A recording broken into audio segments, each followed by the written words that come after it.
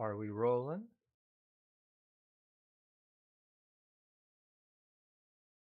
All right. Cool.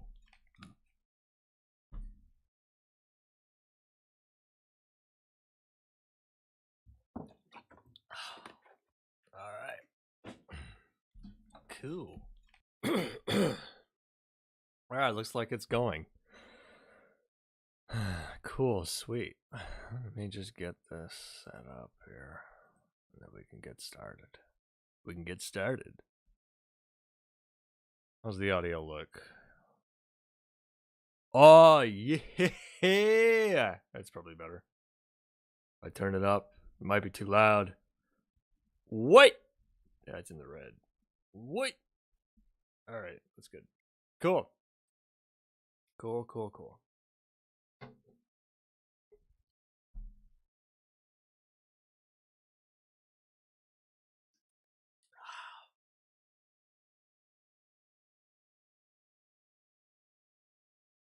All right.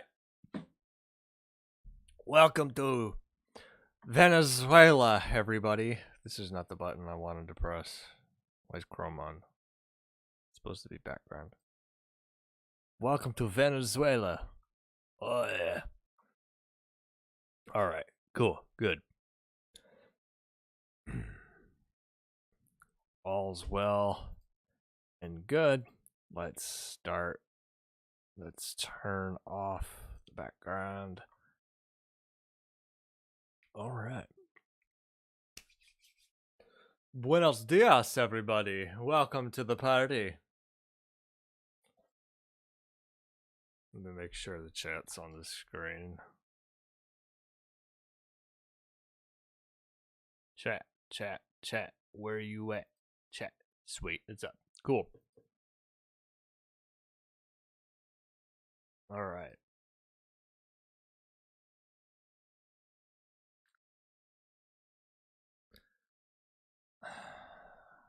It's not working there. All right, cool. So,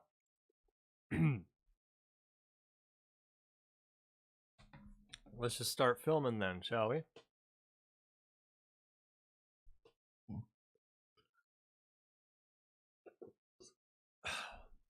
The number 9 most viewed PragerU video is this one right here. Don't follow your passion. Now, a week ago, this was much further down the list. So I guess it gained like 700,000 views within a week. That's not suspicious at all. This one, as you can see, it's got Mike Rowe on it. Yeah, Mike Rowe has stooped to making PragerU videos. How low can Mike Rowe go? Also want to point out, of all the other pictures, all the other thumbnails up to this point, this is the first one that actually has the face of the speaker. All the others have like an animation, or all the others have like a drawing of some kind. There's it's not the speaker at all. But Mike Rowe gets his own. What's up with that? All right. Anyway, this one is... Now you can skip the grocery store. Let's skip through this. So before we begin, I will admit, this one is a little different than the others. It's not completely terrible.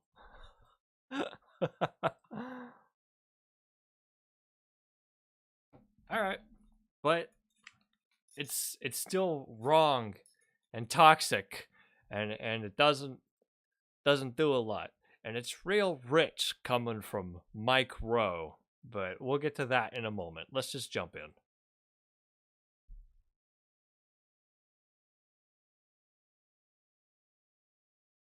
There are only two things I can tell you today that come with absolutely... All right, that was too big for me. There are only two things I can tell you today that come with absolutely no... Hold on, it's playing on 480. There are only two things I can tell you today that come with absolutely no agenda. Liar. The first is congratulations. Well, thanks. The second is good luck. Everything else is Thank what I you. like to call Yes. the dirty truth, which is just another way of saying The real dirty truth here is his chest hair. Let's be honest. Am I right, guys? it's my opinion. And in my opinion, Gross. Disgusting. you have all been given some terrible advice. We watched PragerU. And that advice is this: follow your passion. Hey, how does Mike Rowe know about the affair I've been having?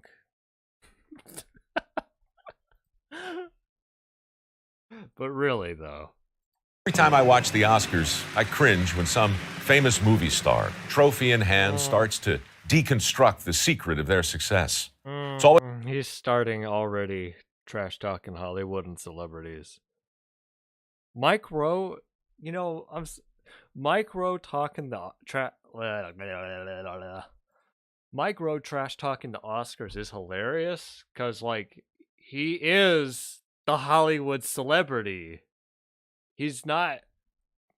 All right, I guess we got to talk about Mike Rowe now. Mike Rowe, American television host. Now, you may know him from his show. Hold on. I'm stuttering today. He's got shows that used to be like on the Discovery Channel. I don't know what this other stuff is. But he used to have shows called Dirty Jobs. Somebody's Gotta Do It. I guess he was on Deadliest Catch too. And on these shows, he goes to like, oh, look, it's like these people are sewage workers. These people work with landfills. These people work in. I don't know what this one is. Explosions? There are helmets here. I don't know what they are. Got a plumber and a sword. I don't know what that sword is supposed to mean. But it's like, but ever since he's been doing these shows, he's started like styling himself as someone who's working for the poor, working for the working class, and sticking up for the little guy. But it's like, dog, you're just another Hollywood celebrity. You haven't had a blue collar job in like 40 years. If you've ever had one. So I don't know. Just that doesn't necessarily mean his argument is wrong here. It's just keep that in mind when he immediately jumps to the trash talking. Hold on.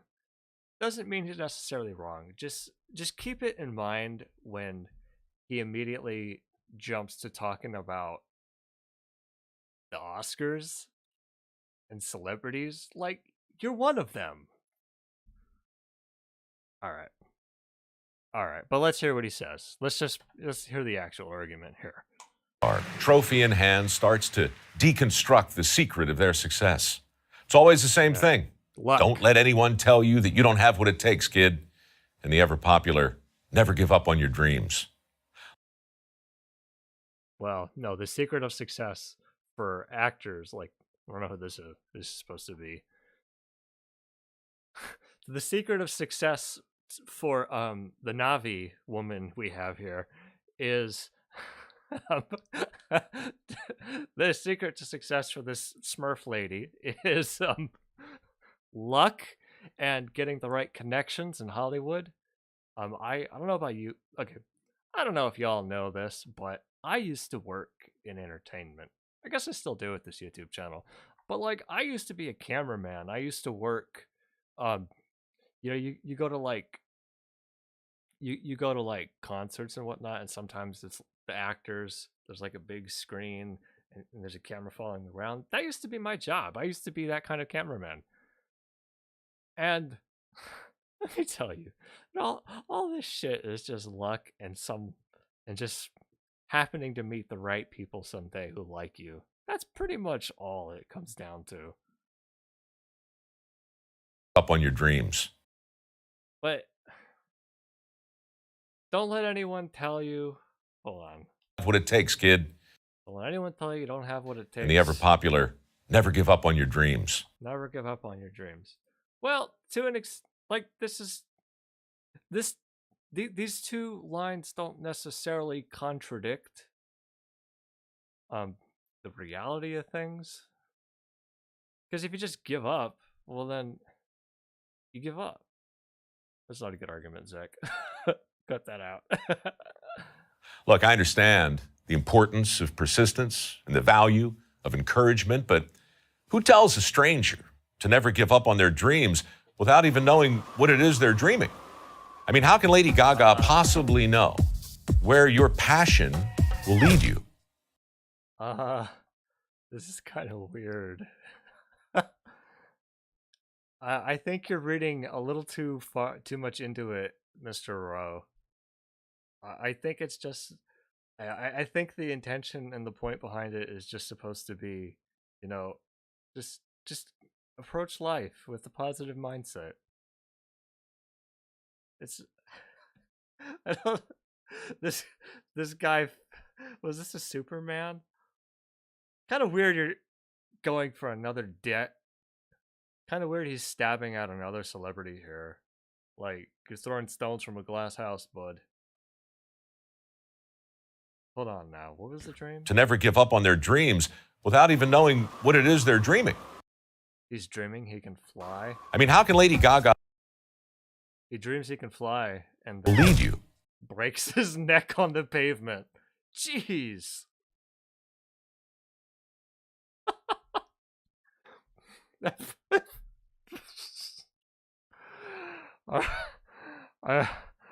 Okay.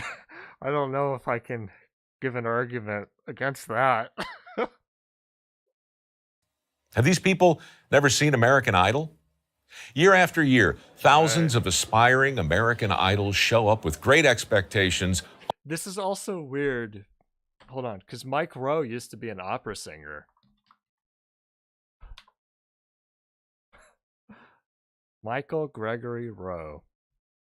Let's see. Opera. Yeah, right here. First sentence. Television host, narrator, former opera singer. God, what a smug looking face. Disgusting. Opera. Yeah, sang professionally. Not, this isn't like a college gig. He did it professionally with the Baltimore Opera. All right, man.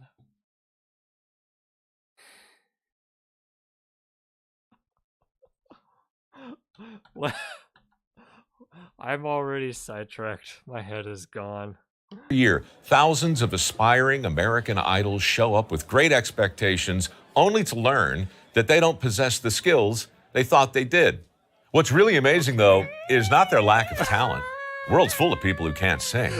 It's their genuine shock at being rejected. The incredible realization. This is amazing. What? Don't take American Idol away from us too, Mike Rowe. That their passion and their ability had nothing to do with each other. Okay. Look, if we're talking about your hobby, by all means. Well, you just kind of like ruined your own argument by bringing up the hobby. Okay, so don't follow your passion because you might go on American Idol and people will laugh at you. No, but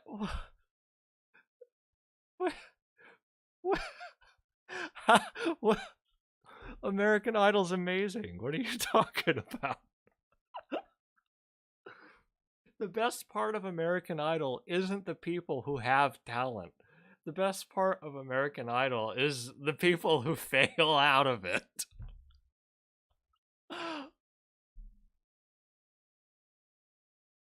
Do with each other.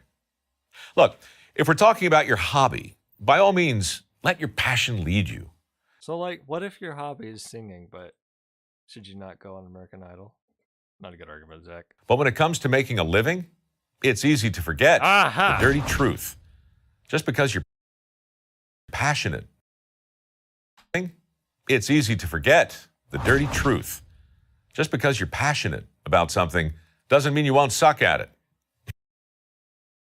And the dirty truth is, Mike Rowe won't tell you this, but the dirty truth is, you don't live in an economy that cares about what your passions. You live in an economy that cares about using you and adding you to the meat grinder so they can extract the value of your labor, so some rich fat cat can get wealthy off of your hard work. But Mike Rowe doesn't talk about that. Wow, what is up with my camera? All right. Yes, PragerU again. Every week, Korea Nato Kato. That's the plan. Every week. So far, well, every week-ish. Put an asterisk at the end of week. Hold still. Hold still. Stop flickering. That is weird. All right. I really hate Mike Rowe's face. So far, his arguments in this video are actually not bad, like the other videos. But it's like it's just the way Mike Rowe delivers it, and all the other context and all the other bits that he doesn't mention. It's like, why does he leave that stuff out? That just bothers me. Maybe I'm just, I don't know. Maybe I'm just someone who doesn't get along with anybody. That's not true. I have good friends, but I just don't get along well with conservatives. That's true. And just because you've earned a degree in your chosen field, it doesn't mean you're going to find your dream job. Dream job? I don't believe... Hold on. I already forgot what... Okay, hold on. Let me actually address this. Just because you're passionate about something doesn't mean you won't suck at it. This is true, but like... Okay, so hold on. This is true, but this is wrong. Let me break it down.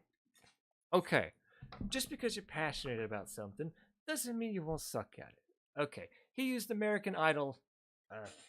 Mike Rowe here. Yes, this is Mike Rowe. He used American Idol as an example. So just because you're passionate about singing, for example, doesn't mean you won't suck at singing. True. However, how do you get better at it? How do you get better at singing? How do you get better at anything? You get better at practice. That's how pretty much everything works. Every skill that you might have, you have to practice. You have to do it and keep doing it and get better at it. Like nobody, like sorry to tell you, nobody's born a good singer. Nobody's born. Mike Rowe of all people should know this. Like he went to college for singing. Like nobody's born good at basically anything. You got to keep practicing. And how do you know you want to practice at it? You got to have passion to do it. See, there's a few details there that's like Mike Rowe is going to leave out. Just like I said, this video is better than the other PragerU videos, but it's like it's just delivering us to a weird place, I think. Mike Rowe, the swim and poo-poo man. Now he's swimming in Prager poo-poo. Prager poo-poo. Now he's swimming in Prager poo-poo. There we go. Hi, multifaceted. All right, let's carry on, I guess. I feel like that is a counter. It's a good counter to what Mike Rowe said here. And just because you've earned a degree in your chosen field, it doesn't mean you're going to find your dream job. Now, this is true in a lot of ways because, well, a lot of fields are just really cutthroat and really hard to get into. My dream job, I never really had a dream job, let's be honest. Dreams? I don't know what dreams are anymore. Dreams? I got pills for that.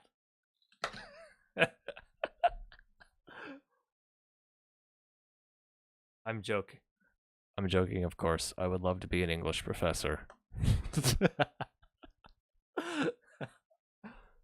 Dream jobs are usually just that, dreams. But their imaginary existence just might keep you from exploring careers that offer a legitimate chance to perform meaningful work and develop. Oh, he's loading a lot onto this. I just wanted to add right in here. Is he talking about the American dream? See how I turned that back on him? Yeah, that's called dramatic irony. Wasn't expecting that. But their imaginary existence just might keep you from exploring careers that offer a legitimate chance to perform meaningful work and develop a genuine passion for the job you already have. Because here's another dirty truth. That seemed kind of counterintuitive. Hold on. I've listening to this for a third time now because my brain isn't comprehending something.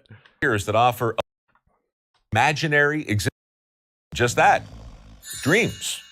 But their imaginary existence just might keep you from exploring careers that offer a legitimate chance to perform meaningful work.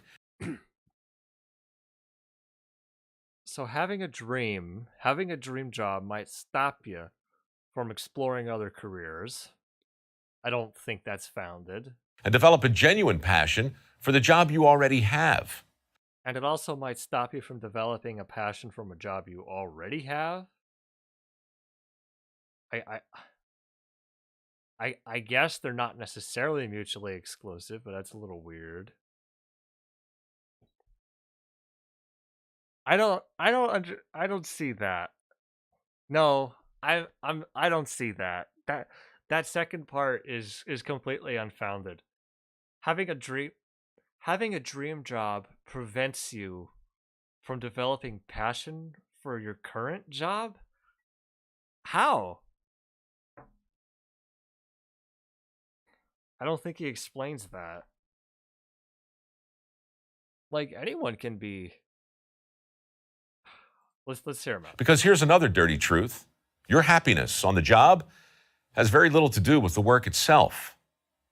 On dirty jobs, I remember. All right, he doesn't really. Has very little to do with the work itself.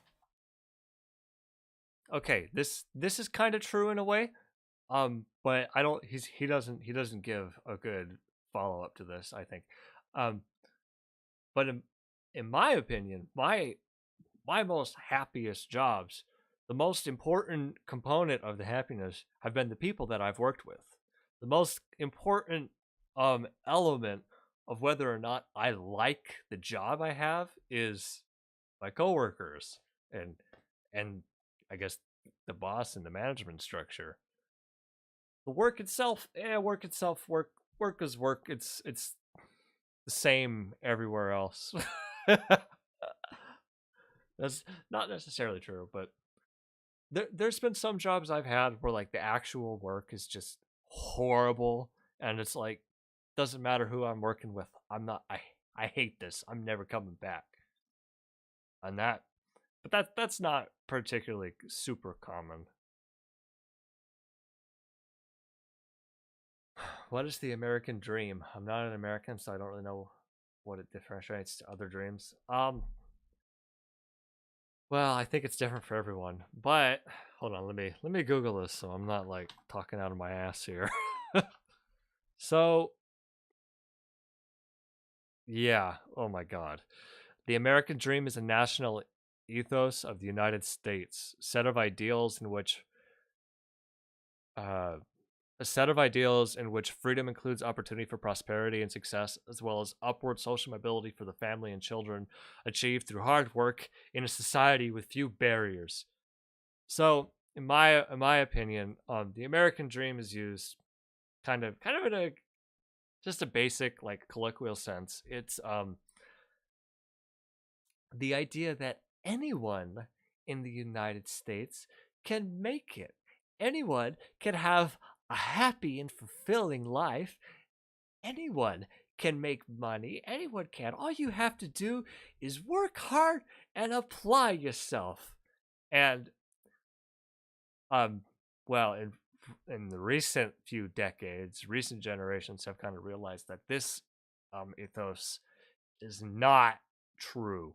Most people most people are not happy. Most people's lives are not improving. Things are not getting better for a lot of people. And but we still hear politicians say, "I believe in the American dream. I believe anyone should be able to work hard and accomplish their goals." And for most of us, it's like this is a fantasy. Most people are just struggling to even pay their bills. But I guess that's a simple version of it. I hope that's a good I hope that's a good enough answer for you, Masakio. If it's not, well, feel free to ask more and I'll try to answer, I guess.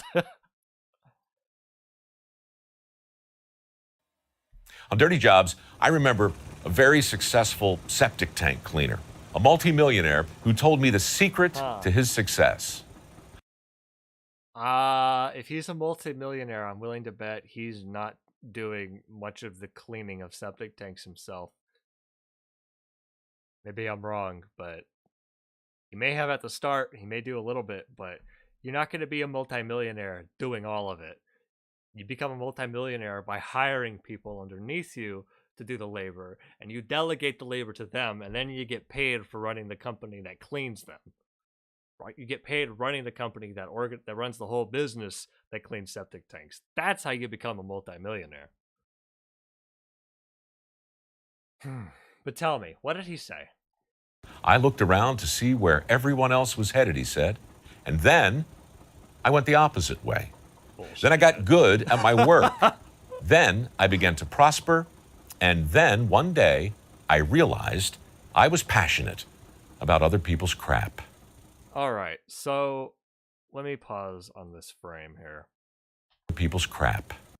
Okay, so this is portrayed kind of for laughs and kind of a silly way, but this is not, this is leaving some stuff out. Okay, I looked where everyone else was headed and went the opposite way. I'm sorry, this is a post hoc justification. Or, yeah, post hoc. There's no way this guy was like, nobody else is getting involved in septic tank cleaning. I'm going to start a business in that. I don't know this guy. Convenient, Mike Rowe doesn't name him. Maybe it's on an episode of the show, but I'm not going to watch his stupid show over this. But I'm willing to bet what happened. This guy started a business. No, he didn't start a business. This guy one day was like, I need a job. This septic tank cleaning job is paying a fair amount of money. You know what? I'm going to apply. He applies, he gets in, and he's like, hey, I'm actually decent at this, and I'm not really too upset. I mean, I'm not really too disgusted cleaning other people's crap. I can do this job. I don't have to talk to people. We just come in and we clean it. It's easy. It's easy. Nobody else wants to do it, and I get paid a lot of money for it. Hell yeah. I really doubt this guy started saying, I'm going to get into septic tank cleaning. Then I got good at my work. I began to prosper. One day, realized I was passionate about other people's crap. No, one day he realized he was passionate about the paycheck he was bringing in. I got good at my work and began to prosper. Yeah, like, so you're saying he did it enough and he developed the skill necessary to do it well, and he kept getting better at it. Wow. Wow. What a surprise. My dad was a workaholic who worked his whole life, got sick, can no longer work. Yep. Parents nearly went homeless. Yep. I live in Canada. I cannot fathom I live in the US. Oh, he'd be dead. But he'd probably be dead. Let's be real. Although there's like, it depends on the state he lives in and all that, though. It really does. It really does. I say he'd be dead flippantly, but like probably almost definitely would be living in poverty. But it really does depend on like where in the United States this would happen. Huh, like if he lived if he lived in Kentucky, he probably would be dead. Like Mississippi, maybe Mississippi. Lived in like here in Arizona, he'd probably be poor, but he'd still be going. Rarely diagnosed disease resulted in amputation. Ooh, that sucks. If you work your entire life, take pride in hard work, and fall to the wayside. Oh yeah, it's not. It doesn't. It doesn't even matter. Yeah, working hard and taking pride in your work doesn't. Working hard and taking pride in your work does not necessarily equate to positive outcomes. It's still a luck of the draw. The second half of this video, I'm going to talk a little bit about some of that too. Yeah, man. Jeez, sour eggs. Take care of yourself, man. All right, let's continue the video. I've heard that same basic story from welders, plumbers, carpenters, electricians, HVAC professionals, hundreds of other skilled tradesmen. Coming from the opera singer. Who followed opportunity, not passion, and prospered as a result. Hey, yeah. Is that why Mike Rowe is on PragerU? He followed the opportunity. Got him!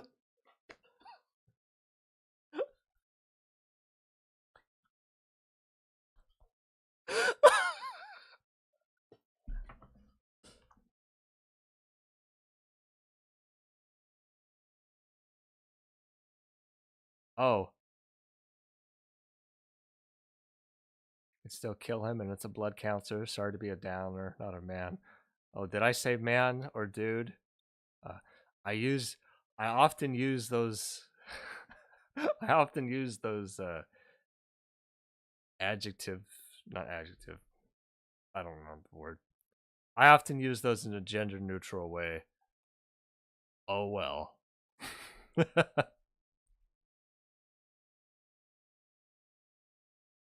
But still, the logic still stands. Take care of yourself. Alright? Okay.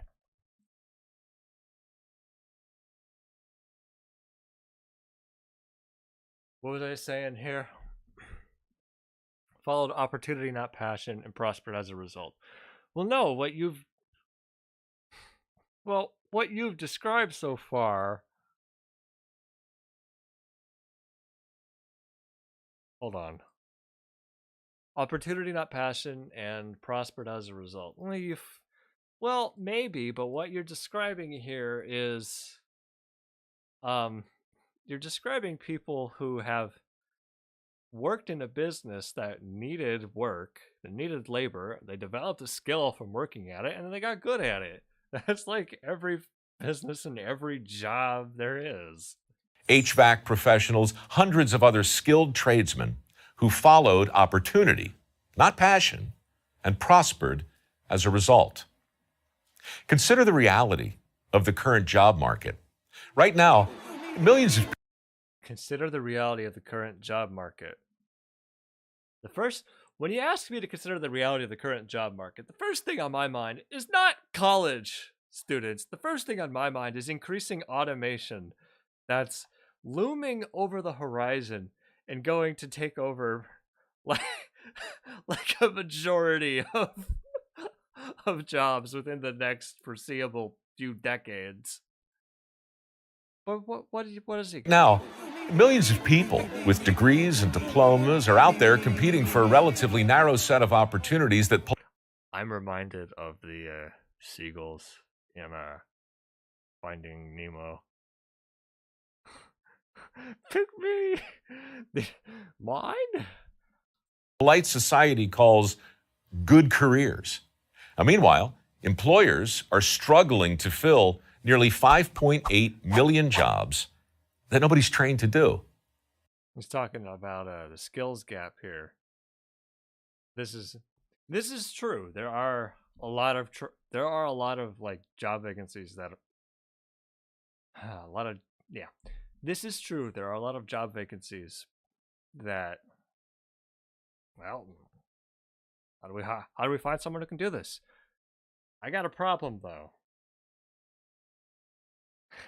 First off, you trash talking college careers. First off, you trash talking those who get like college degrees and then saying, "Oh, look at all these other jobs though."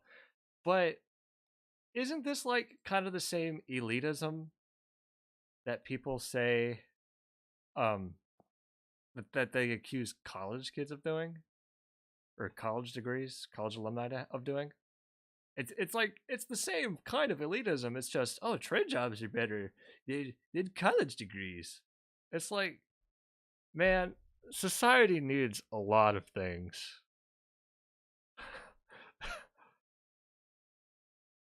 I don't care. I don't know what you don't care about. I'm kind of behind. Thankfully, lost a limb. Better alternative than dying. Yeah. A lot of things are better alternatives than dying, in my opinion. I'll watch the rerun. That's cool.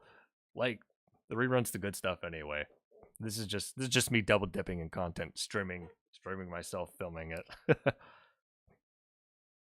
I say limb, blue toe syndrome, extremely painful. Does not sound pleasant.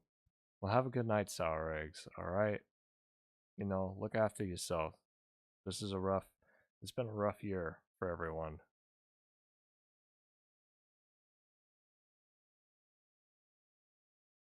All right, where are we at here? Jobs that nobody's trained to do.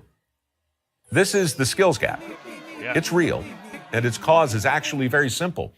When people Hold on, there was like something else here I wanted to say. degrees and diplomas are out there competing for a relatively narrow set of opportunities that polite society calls good careers. Now, meanwhile, employers are struggling to fill nearly 5.8 million jobs that nobody's trained to do. Oh yeah, one more thing adding on to this. One more. Maybe, this might be relevant in a moment. Actually, I don't remember what he says, but one more thing adding on to this though.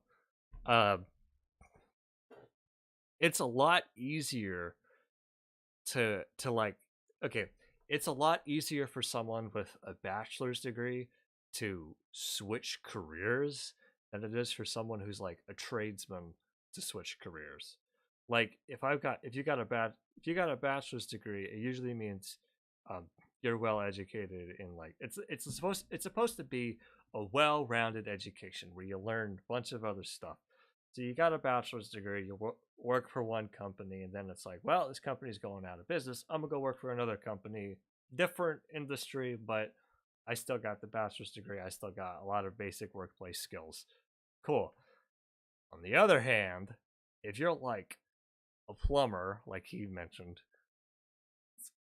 and you're like you work in plumbing your whole life, and now you're in your 40s, and then whoop, plumbing business in this town, this state is dried up for whatever reason, or there's a big company puts everyone else out of business. It's going to be a lot harder for that plumber to get a new job in a brand new career. This is why when you go to like Home Depot, there are people, or not just Home Depot, but like this is why when you go to like retail stores like Home Depot or like your grocery store, there are people working there in their like 40s and 50s who had a nice career before. They had some nice, maybe it was a trade job, maybe it was more likely a manufacturing job, and it's just gone. And those skills that they developed in that aren't really easily translated to another kind of business. Or those skills that they learned in that job are not easily translatable to another kind of job. And and now they're stuck here working retail for the rest of their life.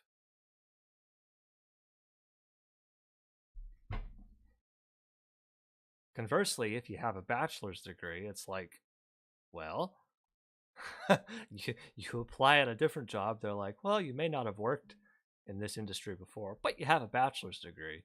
So you're already like, whoop, higher on the list than everyone else applying. That doesn't mean it's not necessarily bullshit, but that is kind of the reality of the job market. Do I think college is worth it? Not in the United States. I don't know what country you're in. So you said you weren't American, so I don't know.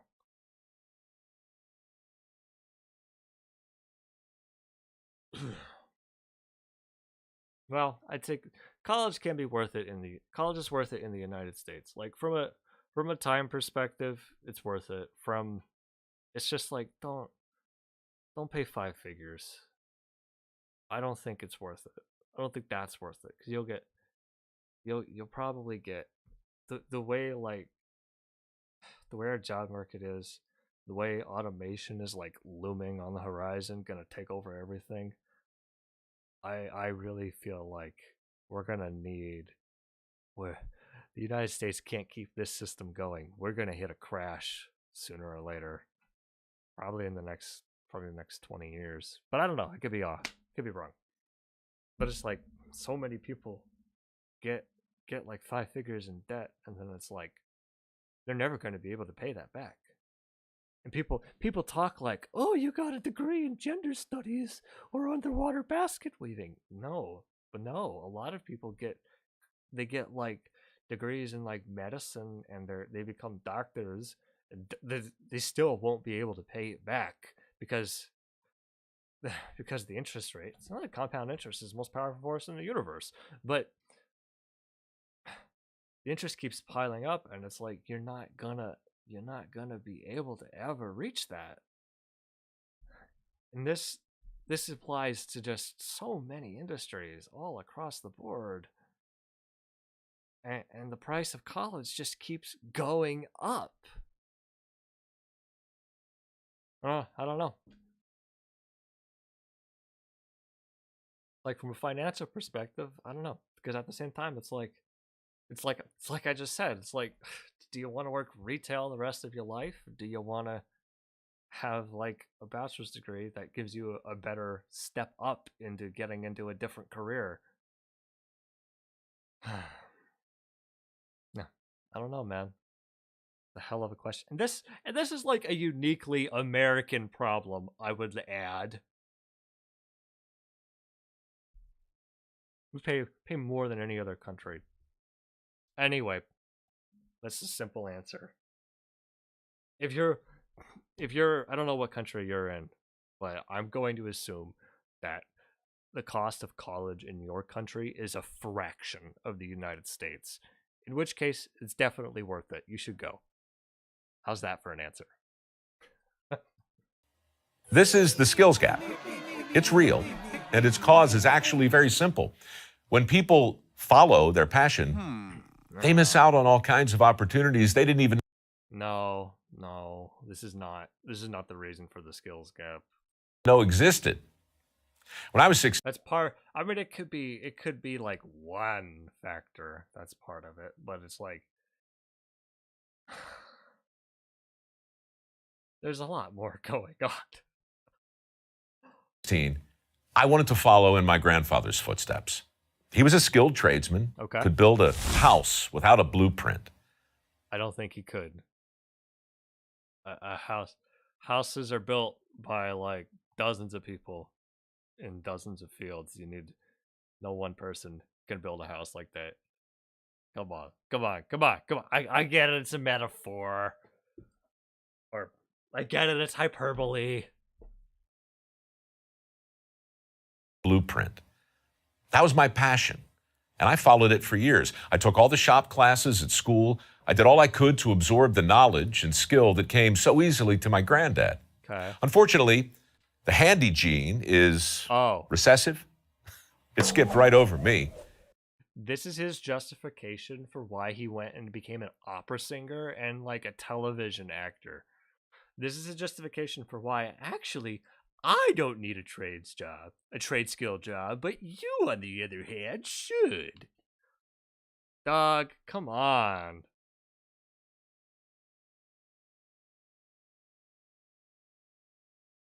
Like, you are part of a skills gap. And I struggled mightily to overcome my deficiencies, but I couldn't. I was one of those contestants on American Should have taken your vitamins. Idol who believed his passion was enough to ensure his success. One day, I brought home a sconce. Wait. He was not. No. Deficiencies, but I couldn't. I was one of those contestants on American Idol who believed his passion was enough to ensure his success. You were a professional singer. You can't. Again, he's trying to make a metaphor here, but Mike Rowe was a professional opera singer at the Baltimore Opera Theater. The metaphor he's trying to make is he failed at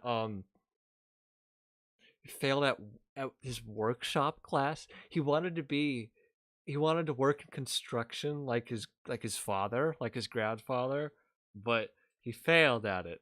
Just like they failed at American Idol. But no, I don't think this. Also, you're a kid, man. No kid's going to be building a house. One day, I brought home a sconce I had made in wood shop. Is this a tampon? What is a sconce? A candle holder. Okay, yeah. That is a unique word, I guess. Hi, the eighth gemmer. I almost read that as gamer.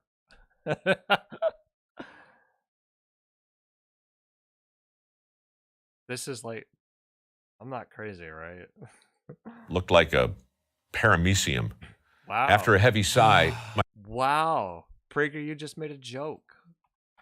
Success. Hold on. We gotta play. One day, I brought home a sconce I had made in wood shop. Looked like a paramecium. That's like the first actual joke I've seen in a PragerU video. After a heavy sigh, my granddad gave me the best advice I've ever received. He told me, Mike, you can still be a tradesman, but only if you get yourself a different kind of toolbox. What the hell does this mean?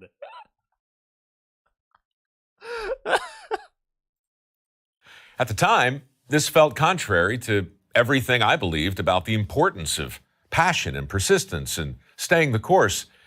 But of course, he was right, because staying the Isn't that kind of contradictory to your claims earlier about people should work in trades?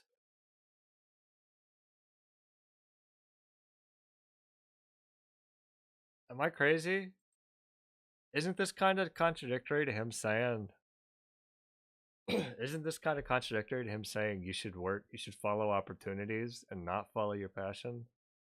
He's trying to say his passion was like woodworking and it wasn't good enough, but it sounds like that wasn't really your passion. It sounds like that was your grandfather's passion.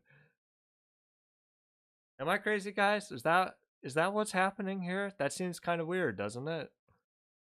Not a real gemmer.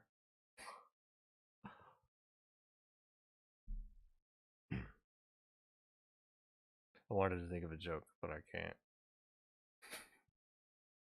Well, I would hope that if you're in my chat, you probably don't own like a diamond mine that has slave labor. Or maybe you're one of the people who rose up and took over the diamond mine. Yeah. Elon Musk's parents, you killed them. This is a dumb joke. I'm gonna stop.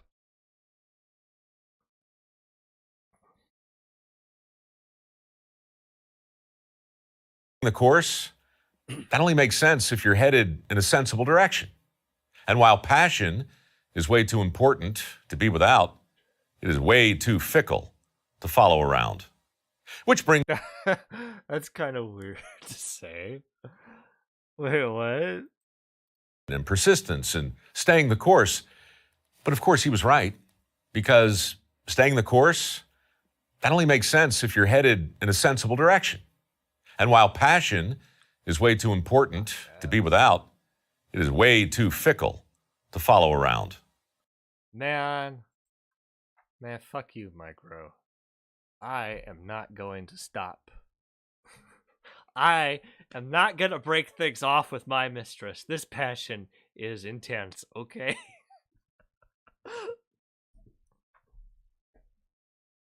I have a passion. Maybe I have a passion for cannibalism, huh? Huh? You know, there's not a lot of cannibals in today's society. There's a lot of opportunities in this market. And I've got a passion for it. It's ridiculous. I wonder if PragerU hates poor people regardless they're Republican or not. Oh, all Republicans hate poor people, even if they're poor. They hate other poor people. Yep. Conservatism, especially American conservatism, inherently contradictory. Help of the American dream keeps the rich on top, keeping the poor on the bottom. There was a quote, from Kurt Vonnegut, I want to say. It was like, socialism never took place in the United States because poor Americans don't see themselves as an aggrieved underclass. They see themselves as temporarily embarrassed millionaires. Crazy if you think you're crazy, because you realize PragerU has contradictions. Okay, that makes sense. Or whoever that just blame themselves of the system they're on. Yep, and they blame other poor people. It's like, oh, you're poor and homeless. Well, maybe if you worked harder. What's that? You don't have any legs. Well, maybe if you worked harder, you could have some prosthetics. Maybe if you worked harder, you wouldn't have lost those legs. What's that? You lost your legs in Vietnam because you were drafted and they got blown off and now nobody's taking care of you anymore. Well, maybe if you work harder. That's it. That's how it goes with these people. Which brings us to the final dirty truth. Never follow your passion, but always bring it with you. That's good. Congratulations. No, hold on. That's actually not bad advice. With you. Actually not too bad. Never follow your passion, but always bring it with you. That's like saying, like, this is kind of like saying, no matter what you do it well and do your best. And that's not exactly what he's saying, but it's close enough. And that is good. That is good advice. Now, never follow your passion. Well, you should follow it sometimes. Congratulations again, and good luck. What's he congratulating me I'm Mike for? Rowe from Mike Rowe Works for Prager University. Mike Rowe works for Prager University. This is, without a doubt, his dirtiest job yet. But like I said, this wasn't quite as bad as some of the previous ones. You know, Venezuela, like that. The Venezuela stuff, the socialism stuff wasn't as bad. Now I gotta point out, we gotta point out now, of course, Mike Rowe in this video, no mention of like the loss of American manufacturing jobs, no mention of automation, no mention of our economy being really fickle for a lot of places. No mention of like smaller towns and more rural areas being completely fucked over and not having many career opportunities. it's just like, I know it's not the point of his argument, okay? It's just weird that in videos like this, these topics never really get brought up. They only ever get brought up when it's being weaponized against well, more progressive, economically leftist, economically populist people who are actually trying to improve things. It's just funny that people like this avoid that. All right, I got some notes here. Oh yeah, uh, conservatives. I think he's conservative. You work for PragerU. Let's be real. Conservatives say they want freedom, but you gotta work. You gotta work for it. You gotta be. And I don't mean like you have to work for freedom, but like you have to be like basically indentured to work for the rest of your life. It's basically the argument that's being made. But anyway, like I said though, I didn't completely hate this one. Good job, Mike. You did a good well. You get a pat on the head. You did a better PragerU video than the other top ones. That's a very exceedingly low bar. It's like under the ground, but you did it. Good job. All right, we can stop recording there. All right, and that will be in the video that I'm going to edit and upload later this week. Thanks for... Oh, we're not ending the stream yet, don't worry. Thanks for hanging out, everyone. You'll be in the video too, in the chat on the side. Very beautiful.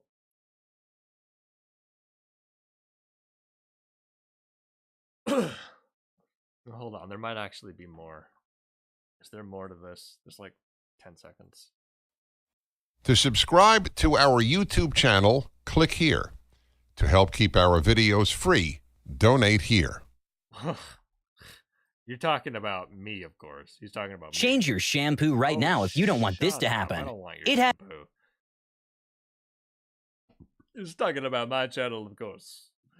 Every week we talk. Every week we talk about another PragerU video, going down the list of the most popular PragerU videos, starting at the very top, working our way down. Working my way downtown. Tune in. Tune in next time where we look at. We gotta make this. Tune in next time when we look at PragerU v YouTube. That's the lawsuit video, baby. The lawsuit PragerU lost. All right. And that'll be like a sneak peek. That'll be like a thing we put at the end of the YouTube video. Tune in next week. Yeah, it's fun. All right, we're gonna do another thing here where we talk about Trump, I guess, and his like law breaking. We could have a system where you can choose to do a job which you're passionate about instead of a shitty one where you're forced to survive. Well, we could have like a million different things to improve any of this. All right, I want to look at Trump Georgia recording. I believe it's from the Washington Post. Yes. Alrighty. I don't subscribe to continue reading. Fuck you, Washington Post.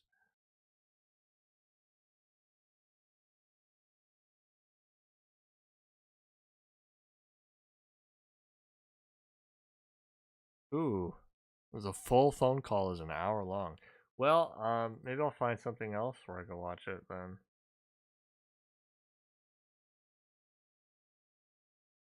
Does anyone know where to find it? Hold on, let me turn the background on so I don't pull up something weird.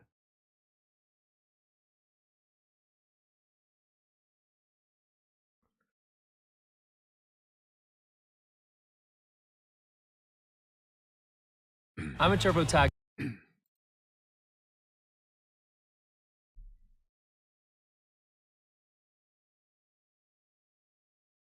Last-minute campaigning with just... No, I don't want your news report. I want the actual video.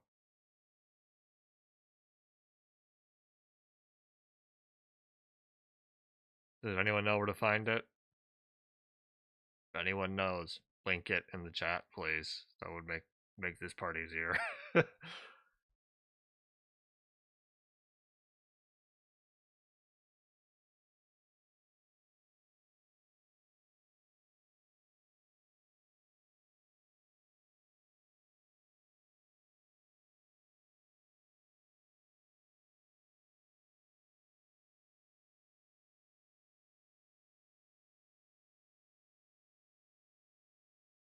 No, I guess this will work. Aha, here we go. Mr. President. No, it's not. Alright, we'll just have to do this one then. Okay, cool, I got it. The end is nigh. The end for Trump.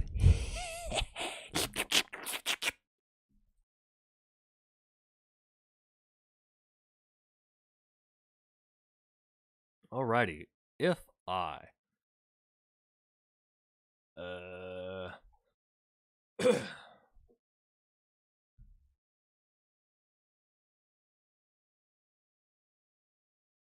now hold on.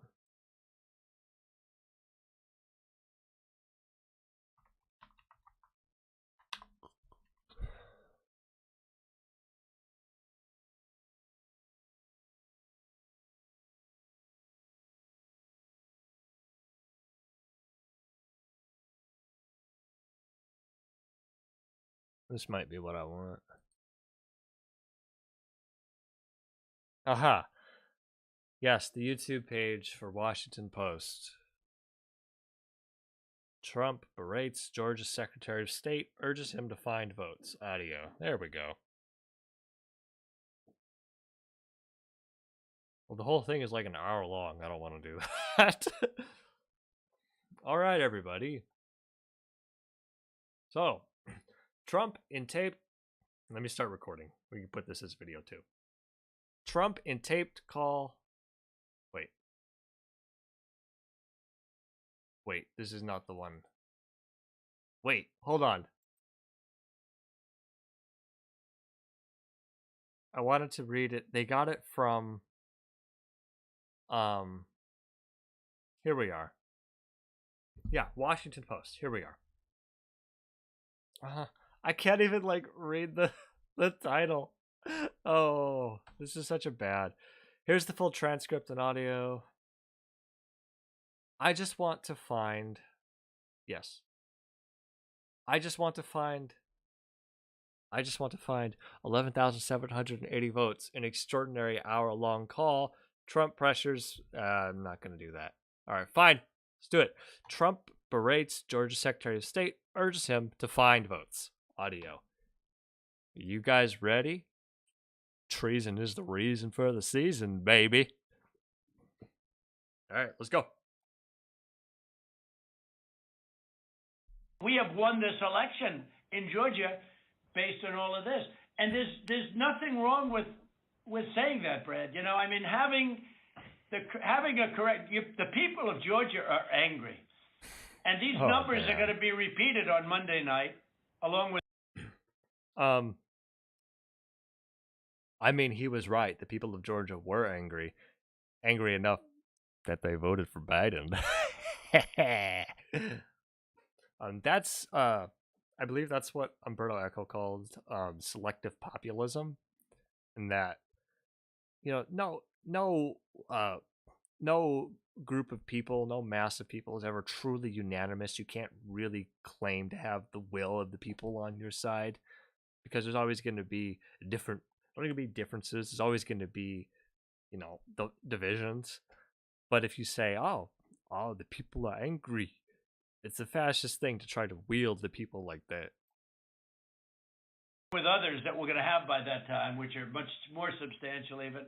Man. The people of Georgia are angry. The people of the country are angry. Mm-hmm. And there's nothing wrong with saying that, you know, that you've recalculated. Well, Mr. President, the challenge that you have. There's nothing wrong with saying that you've recalculated. Uh-huh. Does he think he's like a mob boss? Is the data you have is wrong. You're wrong. You're wrong, Donnie. You're wrong. The numbers don't lie. Do you think it's possible that they shredded ballots in Fulton County? Because that's what the rumor is. And also that Dominion took out machines. That Dominion is really moving fast to get rid of their machinery. Do you know anything about that? Because that's illegal. This is Ryan, Germany. No, Dominion is not. See, it took them a moment. They were like, what the fuck is the president of the United States talking about? They're like, moved machines? What? What? This is news to us. What are you talking about? Guess he read, but Donnie read it on Twitter and he thought, hey, that sounds good. That's a good reason. I'm a narcissist. I can't possibly be wrong. I can't possibly lose. Moved any machinery out of Fulton County. We're having. Well, but have they moved? Have they moved the inner parts of the machines and replaced them with other parts? Insane.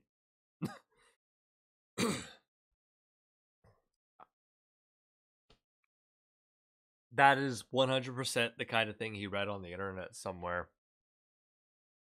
Yeah, you just know it. No.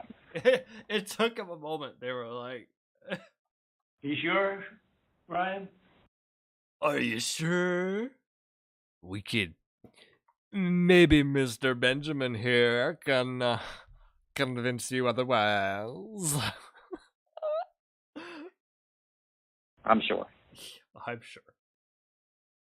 You should want to have an accurate election. And you're a Republican.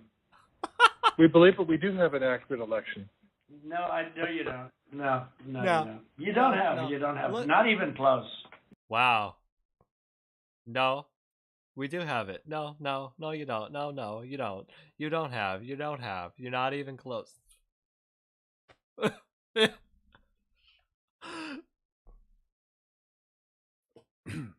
Does this sound like a sane man who knows what he's doing? Yes, he's a very stable genius. Not even close. You're off by hundreds of thousands of votes. You know, maybe if you just say it enough, it'll magically become true. You can tell Donnie is the kind of guy who like grew up. Well, he never grew up, but he's the kind of guy who's never been told no. He's not really used to it.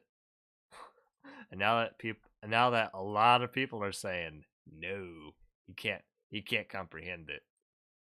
You know what they did, and you're not reporting it. That's a criminal offense, and you can't let that happen. That's a He's threatening them with jail time. big risk to you and to Ryan, your lawyer. That's a big risk. Oh yeah, I'm sure they're really afraid. They're really afraid Trump's gonna like put them in prison, just like he did Hillary Clinton. He's really good on following through with his threats. But they are shredding ballots, in my opinion. Hold on. What? That's a big risk. But they are shredding ballots, in my opinion, based on what I've heard. And they are... They're shredding ballots, in my opinion. That's not an opinion. That's not like an opinion. That's like, did the tree fall? It's a yes or no. Either the tree fell or it's still standing. It's not, in my opinion, the tree fell over. Well, no. Based on what I've heard. Based on what my sycophants tell me, I couldn't possibly lose. Based on what my narcissistic, drug-addicted... Based on what my narcissistic, cocaine-addicted brain tells me, I couldn't possibly lose.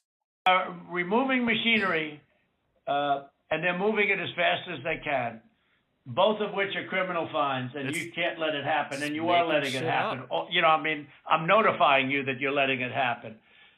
So, look, all I want to do is this. I just want to find... Can you imagine? I just can't imagine.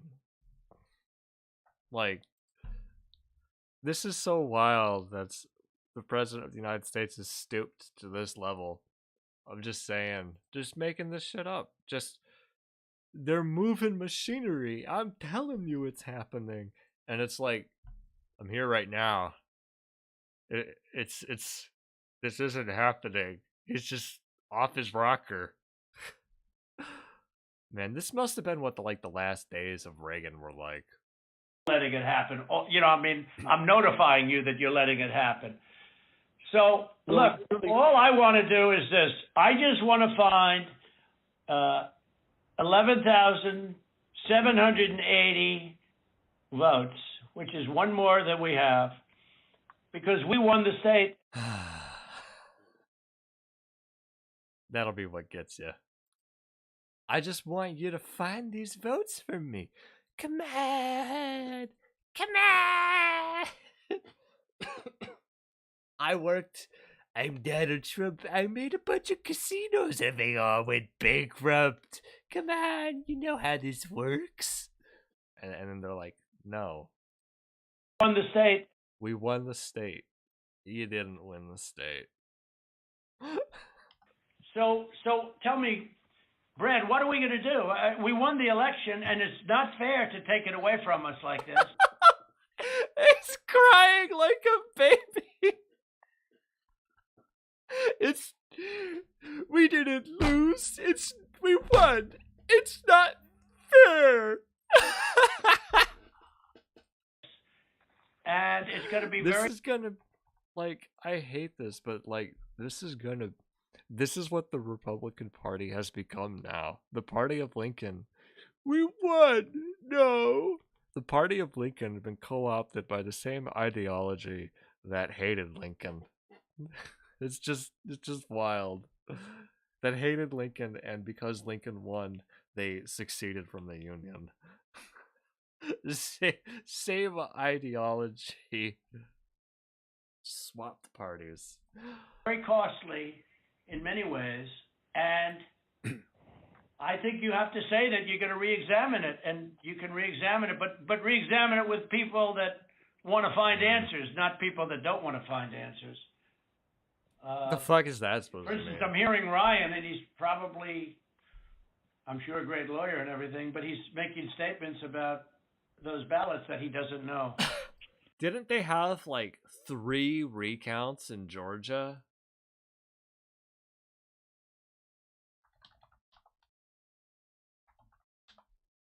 How many recounts in Georgia? Georgia again certifies election results showing Biden won. We have now counted legally cast ballots 3 times, and the results remain unchanged. Oh, man. Yup. It's over, Trump, baby. It's over, Danny, baby. You're a loser. You lost. Trump coming off as the world's saddest mob boss. Not even a good mob boss. Even a good mob boss would acknowledge, hey, we lost this one. It's all right. We'll get him in the next one.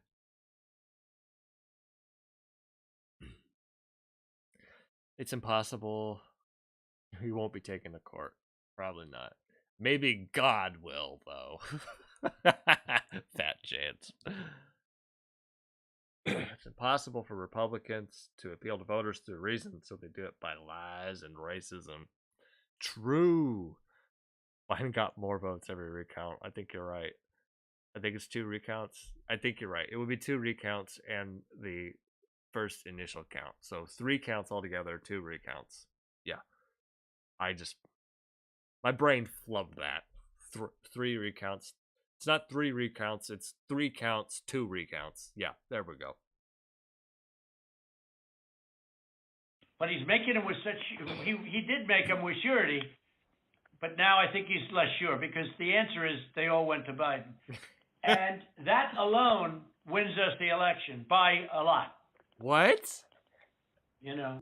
Even they're quiet. They're just quiet. And he's like, they're quiet because it's like, this doesn't even make sense. And that, but now I think he's less sure because the answer is they all went to Biden. The answer is... And that alone... The answer is they all went to Biden, and that alone wins us the election.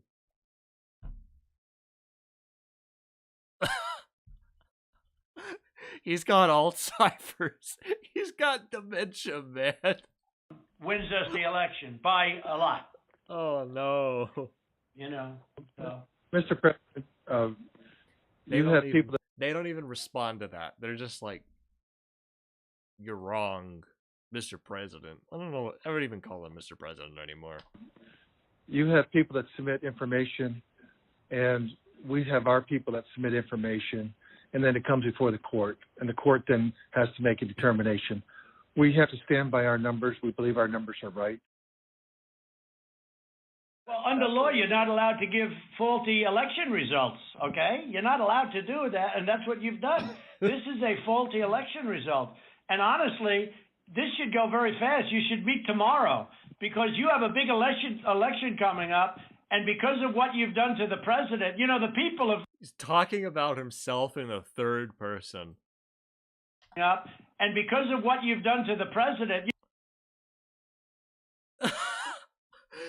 Because of what you've done to me.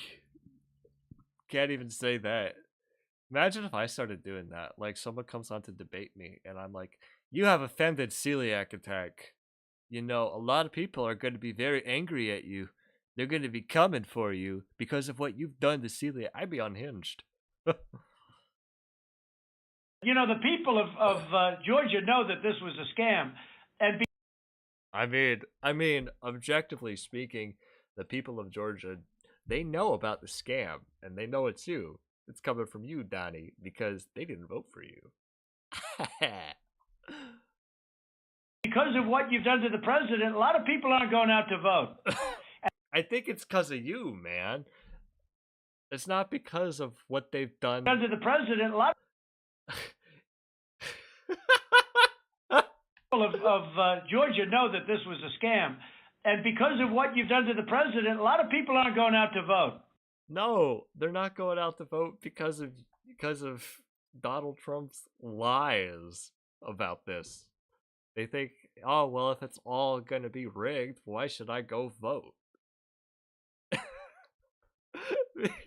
Third person. He's fucking lost it. Did he say surety? He slurs his words together. I don't know. Anyway. And a lot of Republicans are going to vote negative because they hate what you did to the president. What does that mean? A lot of Republicans, what does that mean? A lot of Republicans are going to vote negative? Oh yeah, I'm going to walk in, I'm going to fill out my ballot, and where it says, you want to vote Republican, you want to vote Democrat, I'm going to say, not Republican. I'm going to write that in. I'm not voting for the Democrat. I'm writing in the words, not Republican.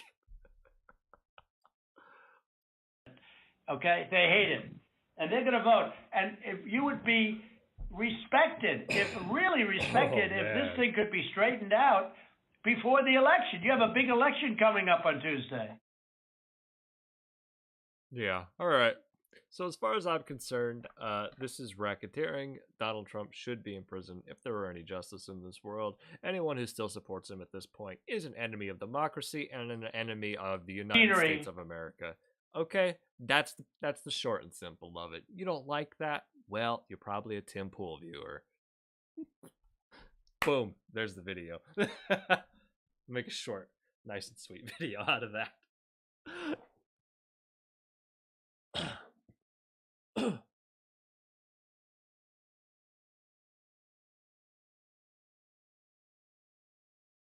Do I want to look at the larger one?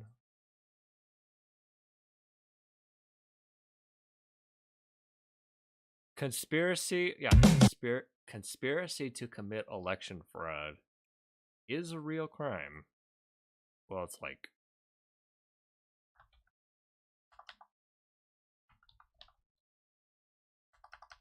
oh wow, I messed that spelling up.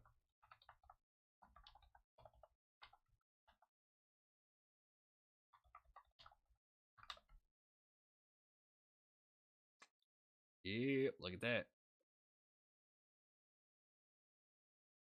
Trump call, first thing, New York Times. Trump call to Georgia might violate state and federal law. Although a charge is unlikely. Yeah. Oh, maybe I should read that. Well, it's big. Well, mine's smaller. Trump call to Georgia might Trump call to Georgia official might violate state and federal law, though a charge is unlikely. Yeah, that sounds about right.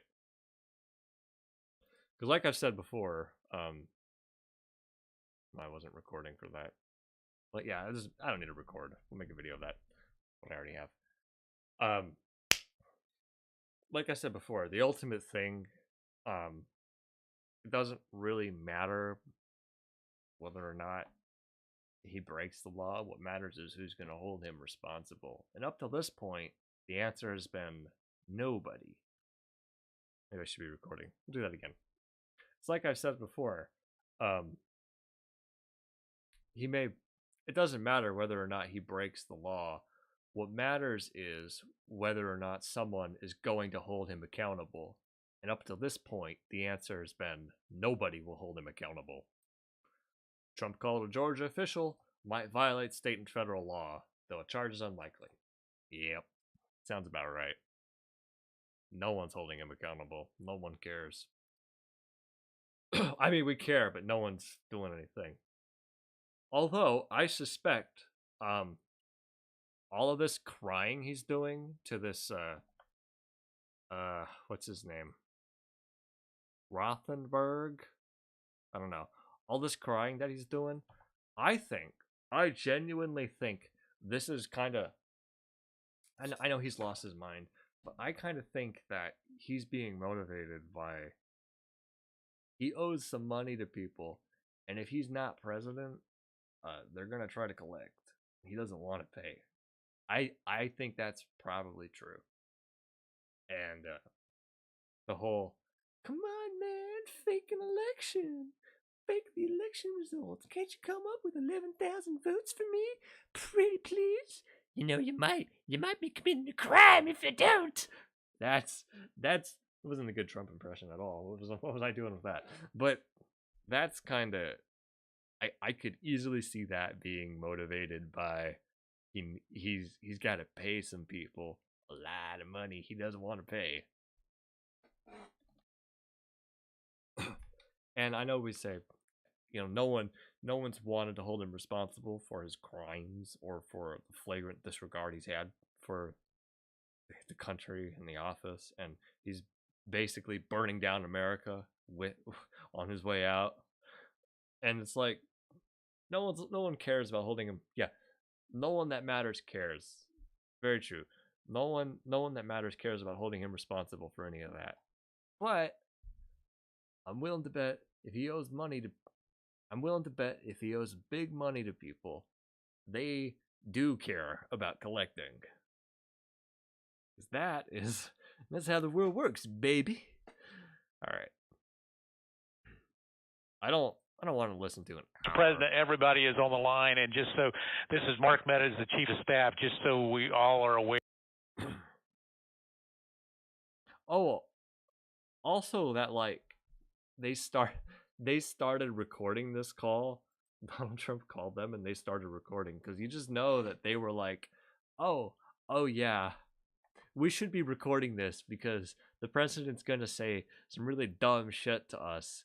We should be recording this to cover our own asses. You just know that they talked about that beforehand and were like, this might go south if we're not careful. Can you imagine like this happened? They didn't record this and this happened, but somehow it gets out somewhere else And then people are looking at them like, hey, why didn't you do something about this? Why didn't you say something about this? Are you part of a conspiracy to commit election fraud in the Georgia election? The election officials? Oh no, that's not good. And I bet you they would worry about that because they're probably going to be up for re-election too. They're not up for this guy here, Rothsberg, whatever. He's probably going to be up for re-election. I think that's how Georgia works. I'm not certain, but he's either that or he'll be appointed by someone who will be up for election, and they probably don't want to hurt themselves too much. That's not in the runoff election. That'll be like in the next year or two, maybe. I don't know. We'll see. I heard Ben Shapiro's Bernie impression's the stupidest thing. I have not. Do you have a link? Send me a link if you do. I'll check it out. Oh man. All right. Yeah. 30-30, perfect example of how Trump knows he's lost. All right, what you got? No. You sure? Oh yeah, Ryan? You sure? I'm sure. Ryan? I'm sure, Mr. President. And what about the ballots? The shredding of the ballots. Have they been shredding ballots? No. The only investigation that we have it up. into that, they have not been shredding any ballots. There was an issue in Cobb County where they were doing normal, office shredding, getting rid of old stuff, and we investigated that. But this is stuff from, past elections. No, I don't know. And that's what it doesn't pass the smell test, though, because we hear they're shredding thousands and thousands of ballots. Fulton County, we're having. Well, but have they moved?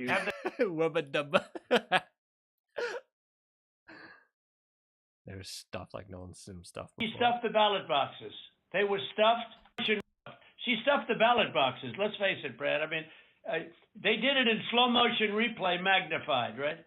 She stuffed the ballot boxes. They were stuffed like nobody's ever seen them stuffed before. So there's a term for it when it's a machine instead of a ballot box. But they were stuffed like no one's been stuffed before. You know what else?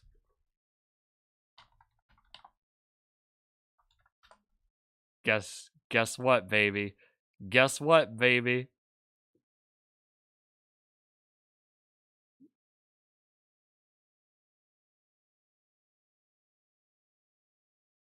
Oh wait, this isn't what I want.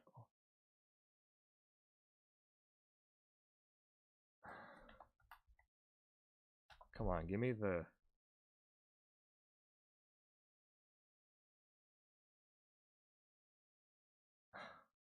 Not carry the product. Hold on. There was a picture of it. Ah, here it is.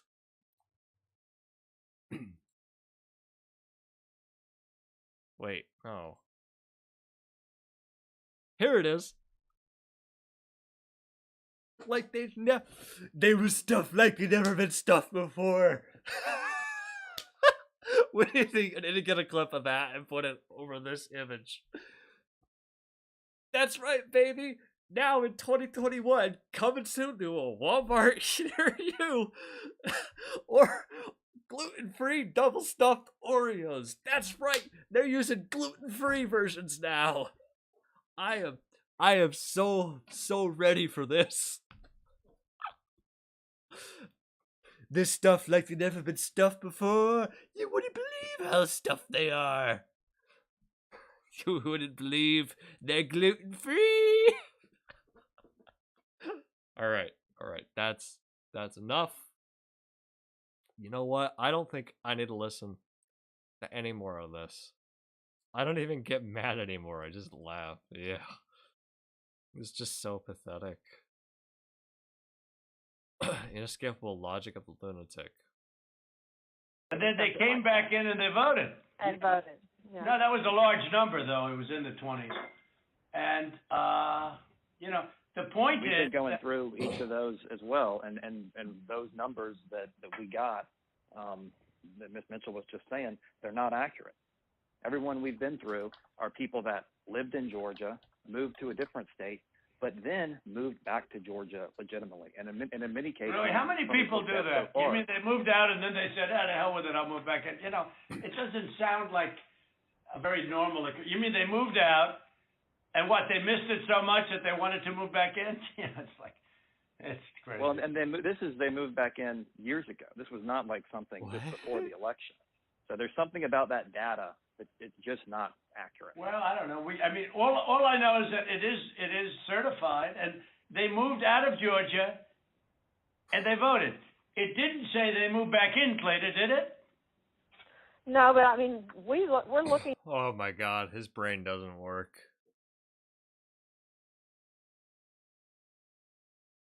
They move out. People move out like for work all the time, or like to be with other family people.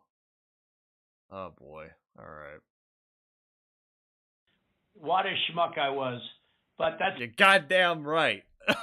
the way it is. That's the way it is. I would like you to, for the attorneys on my side, I'd like you to perhaps meet with Ryan, ideally tomorrow, because I think we should come to a resolution of this before the election. Otherwise, you're gonna have people just not vote. All right. Enough of that. Now, I watched the Bernie Sanders rally from beginning to end. This is what I learned. All right. I think that's probably what you're referring to. Are you watching Ben Shapiro's videos regularly? I'm sorry. This one says killing the impression game. Let me check. Shut the fuck up. I also had the thought of so hold on. Let me take a look at this. So I had the thought of doing this thing. So I've been going through like PragerU's most watched videos, or yeah, most watched, most popular videos, and going through the list and making my own content about that.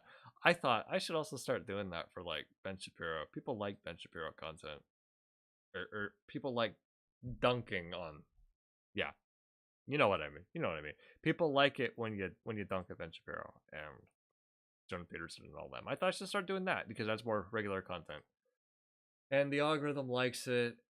And this recent series of mine has been relatively successful, and my larger videos that I put a lot of work into don't quite get as many views anyway, so why the fuck not? Although I'm still doing them, just slowly. My algorithm's polluted. Yeah, I get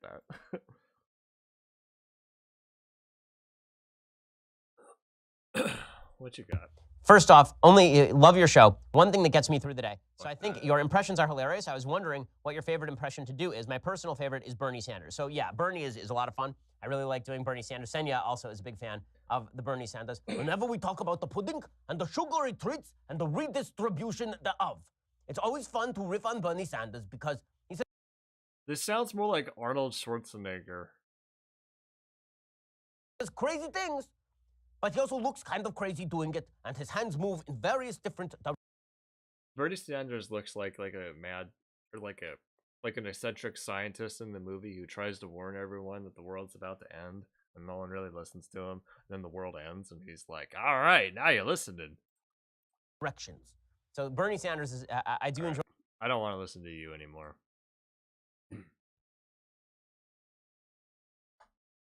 Whoops.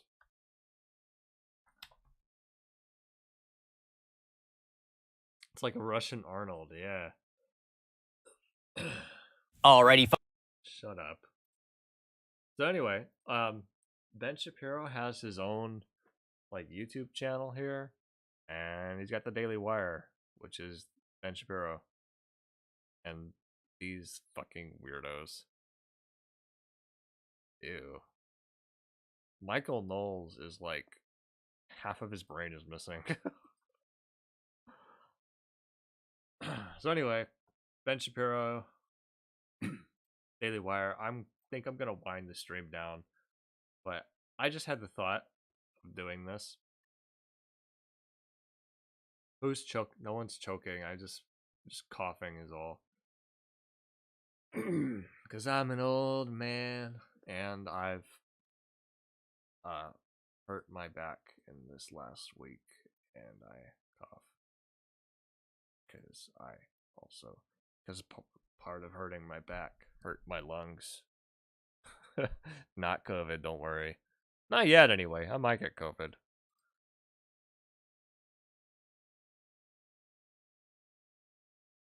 First thing on Daily Wire. Ben Shapiro destroys Don Lemon on Confederate statues. Oh God.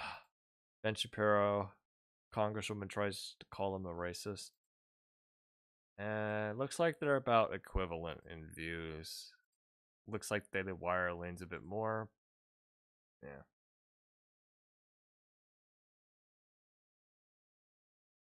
Oh, Shapiro sounds like a Russian Arnold who's choking. Okay, yeah, he kind of does.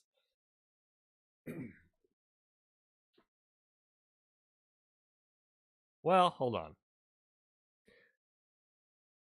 Let's take a look. How bad is it?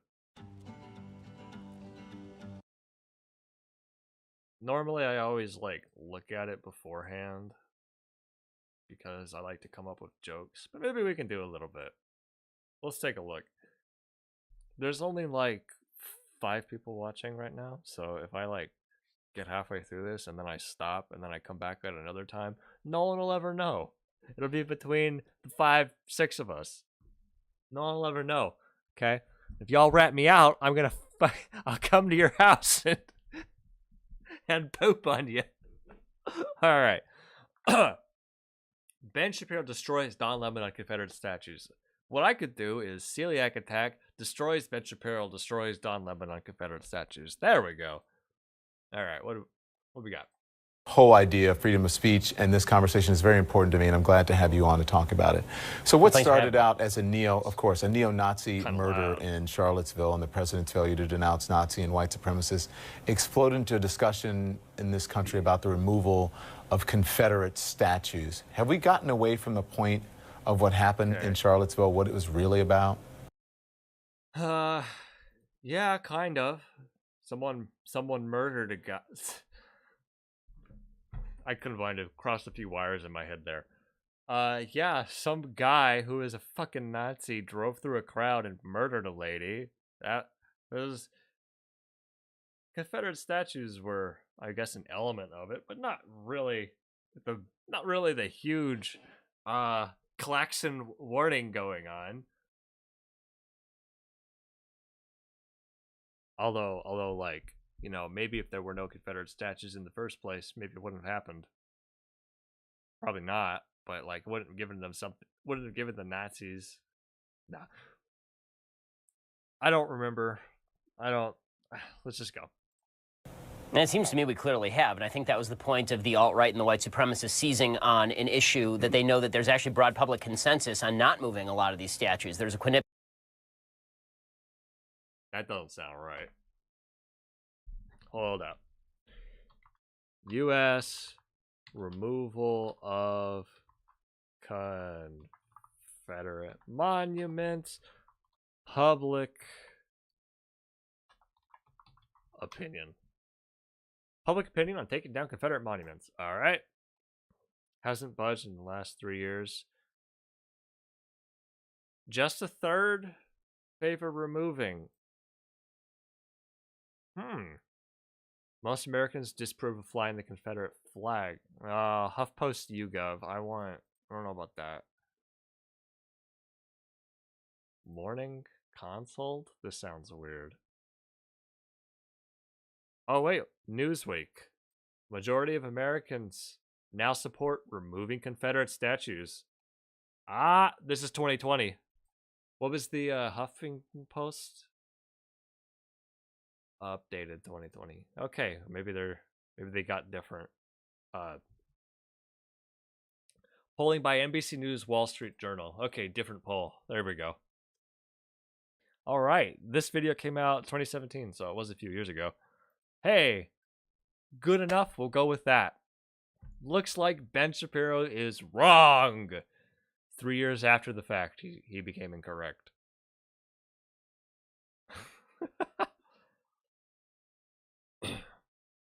Siren, majority of Americans, this is CNN, a majority of Americans now back removing Confederate statues. Oi. 52% Quinnipiac University poll. There we go. That's probably a better one. 4 in 10 oppose it. Yuck.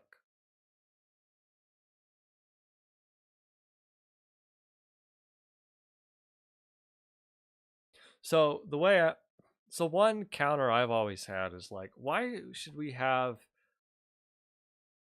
Okay, one counter I've had is, why should we have monuments to like either really side of the Civil War?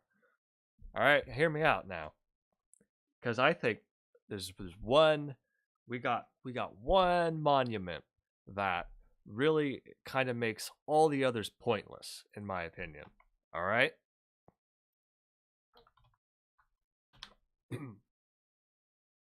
And that is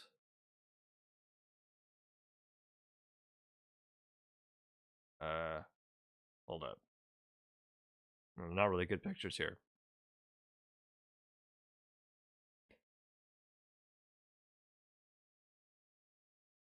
And that, of course, is the Arlington National Cemetery.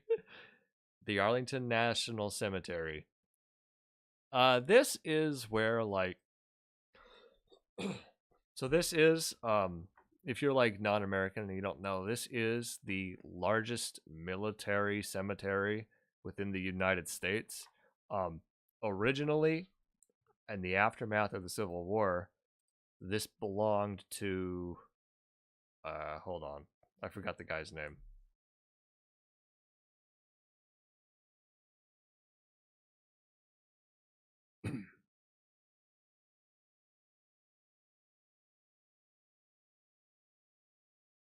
Yeah, okay. Originally, the property belonged to General Lee, or not Lee. Hold on.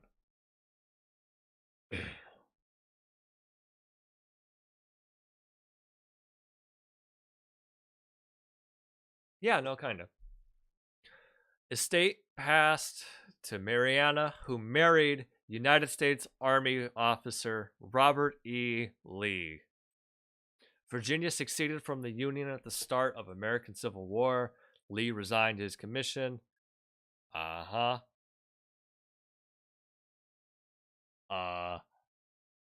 In the end, of course, the Union took it. And you know what they started doing? That's right. They started using this grounds as a cemetery for deceased soldiers in the Civil War. So so while the war was raging, this is where all the dead soldiers had no other place to bury them, or not now. Embalming was like a new technology at the time, but this is where they started burying mass amounts of soldiers within the American Civil War. So, I think, I'm gonna say it, I think this is a pretty good monument to that war. Why the fuck should you have, like, Lee on a horseback, like, with a sword in hand, leading a charge to battle? Fuck that. Show the cemetery. This is what that war deserves as a monument. Look at all the graves. Look at all the stones. Look at all the tombstones. Yeah, this is the consequence that had to be paid. And you know, the war is not about the glory of someone riding horseback into battle. War is about tens of thousands of people fucking dying. Anyway, that's how I think our monuments to wars should be. It should always keep that in mind. Always keep that fact in mind. How about that? How's that for a hot take, huh? Put that in your stew, Benny. Quinnipiac poll that came out today showing that 50 to 39 Americans aren't big on the idea of moving all these statues out. So they see. Wait, say that again? Today showing that 50 to 39 Americans aren't big on the idea of moving all these statues. What was his actual numbers here? His numbers are like wrong, but what was it? Seizing on an issue that they know that there's actually broad public consensus on not moving a lot of these statues. There's a Quinnipiac poll that came out today showing that 50 to 39 Americans aren't big on the idea of moving all these statues out. So that aged poorly. They seized on an issue that they think is a winning issue for them and then tried to broaden out their appeal that way. And I think a lot of folks on the left fell for it. They want to have this discussion anyway, and so they saw the opportunity to have this discussion. But it seems like a misdirection from what actually happened in Charlottesville. The issue in Charlottesville is white supremacy, not whether some people think that statues should come down or stay up, because clearly 50%. Well, statues are monuments to white supremacy, so it's part of it. Of the American population doesn't want to keep these statues up just because they're a bunch of white supremacist racists. Did liberals get played by President Trump? I mean, no, they do want to keep them up because they're white supremacist racists. Like, can you tell me a good reason for why we should have a statue of Robert E. Lee? Or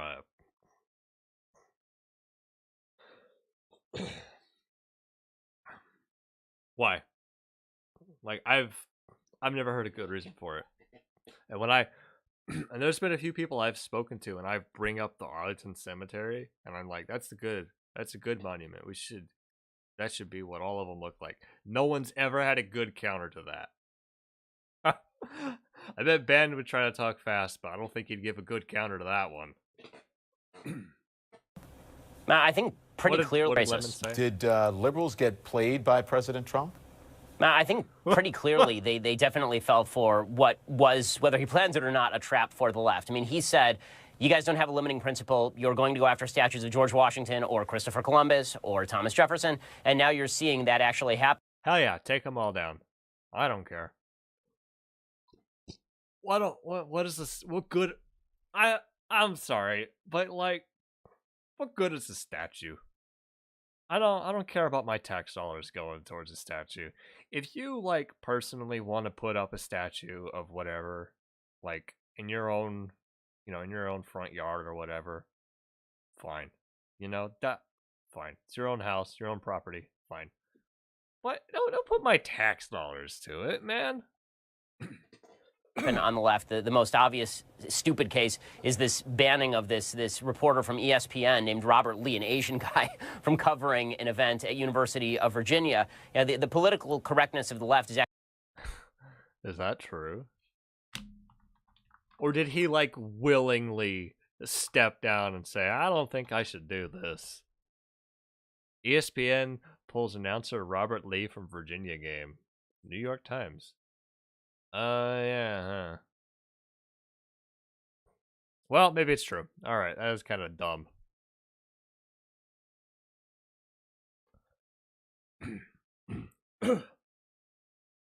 Removal from Virginia game assignment.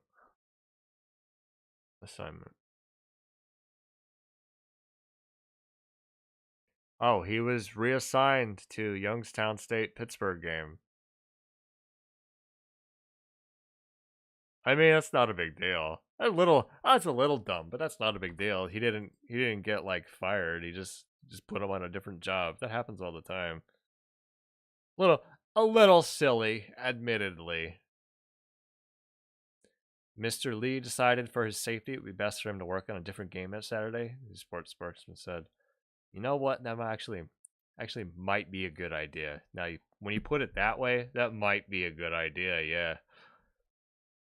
Anyway, let's carry on. Actually driving people into Trump's arms, even though Trump's initial response to Charlottesville and then his Tuesday response to Charlottesville was entirely wrong. I think that one thing that Trump has had, he's just benefited from the fact that the left is constantly reacting to everything he says with an enormous level of passion, and I think that that's actually a negative. Even what he did last night insofar as going after the media, because the media reacted. My God, Ben Shapiro just keeps on going. I remember, Sean made a video about this. He did refuse to condemn the white supremacists. He was like, they were very bad people. Instead of doing objective analysis of where he was not telling the truth, they jumped to, extraordinary critiques of his mental health and talking about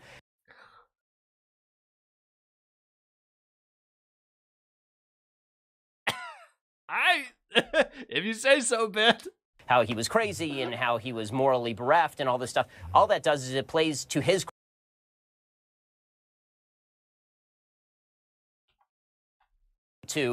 extraordinary critiques of his mental health and talking about how he was crazy and how he was morally bereft and all this stuff. All that does is it plays to his crowd. His crowd thinks that the media is out to get him. His crowd thinks that the media have a particular emotional animus for him personally. And so anything that the media do is going to exacerbate that. Well, two things. And by the way, just because ESPN...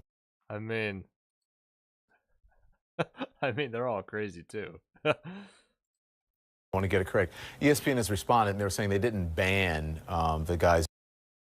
But this is also kind of Ben just saying, no matter what you do, we win. And it's like, yo, that aged poorly because they lost the 2020 election. And by the way, and just because ESPN, I want to get it correct. ESPN has responded, and they were saying they didn't ban the guy's name is Robert. Yeah, they moved Lee. him off of it. They didn't ban him. They asked him if he wanted to, and he picked something that was closer to his family. They said that they didn't ban him, and they were looking out for his own interest. Ben Shapiro fucking destroyed by Don Lemon. They're trying to take away our culture. They're trying to take away our history. And our weak leaders, they do it all. They're gonna take away our culture. We can't wake up in the morning anymore. And now they say cannibalism is bad. I can't go into work. I can't wake up. Hold on. I can't walk down the stairs and dine on a succulent Vietnamese child anymore. What has this country come to?